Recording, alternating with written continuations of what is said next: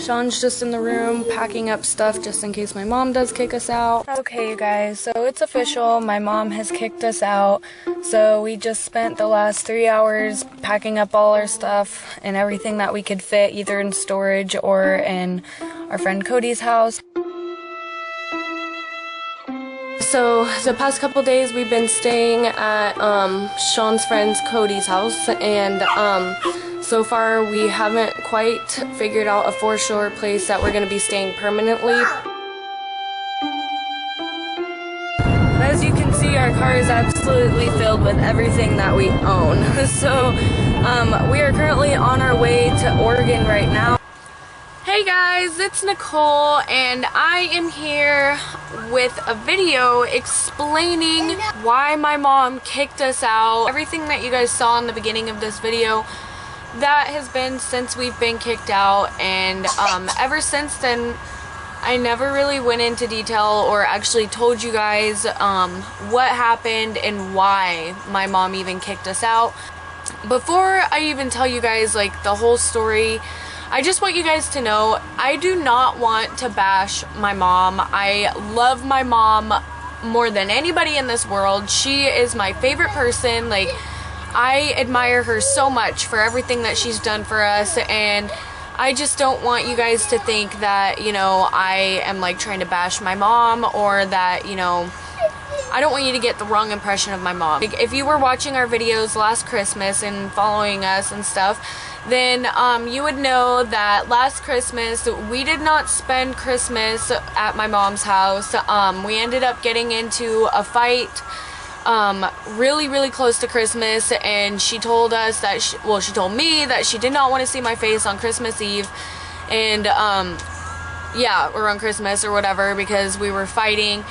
And that is kind of like where this really started to get to be a problem.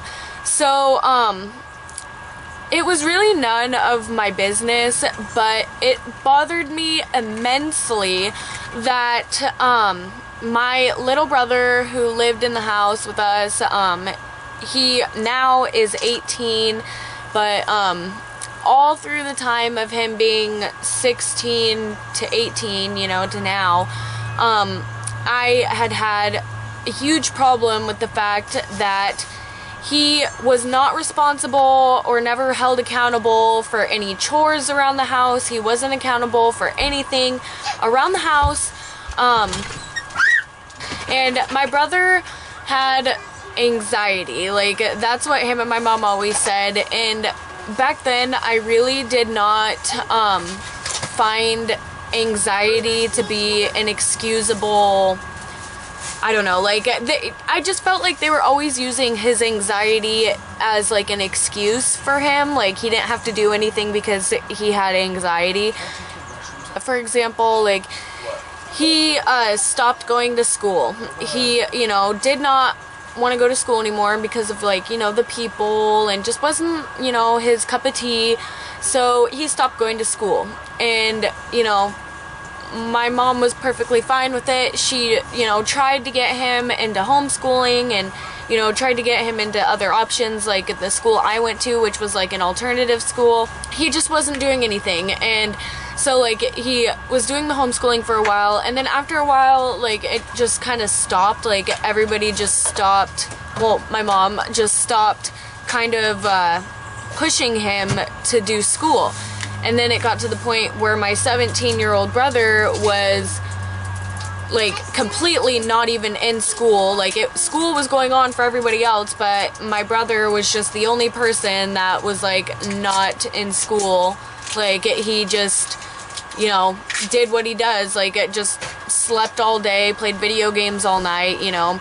And every time that I brought it up to my mom, like, she, like, and I'm, like, not even gonna lie, like, I wasn't very pleasant when I brought it up to my mom every time that I did. Like, I could have definitely handled it in a better way. And Maggie, even though she felt the same way that I did, like, she was always really good about talking to my mom about, like, Robert and stuff. So, yeah, she was like the voice of reason. I was just always so, like, you know, aggressive. Like, I just didn't understand why it was okay for my brother to not go to school and to be able to just do whatever he wants, dirty dishes all day, you know, all night, whatever.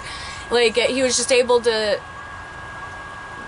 hang out and not even go to school and not clean up after himself. He wasn't in charge of chores. Like, you know, my mom was mowing the lawn on weekends, Sean was mowing the lawn on weekends, but Robert was sleeping all the time, you know, like, he never had to do anything. He always just reminded me of, like, royalty. I'm just trying to be real with you guys without, like, making it sound like I'm trying to, like, bash on people, but I didn't make it easy on anybody. Like, I did call him, like, a princess.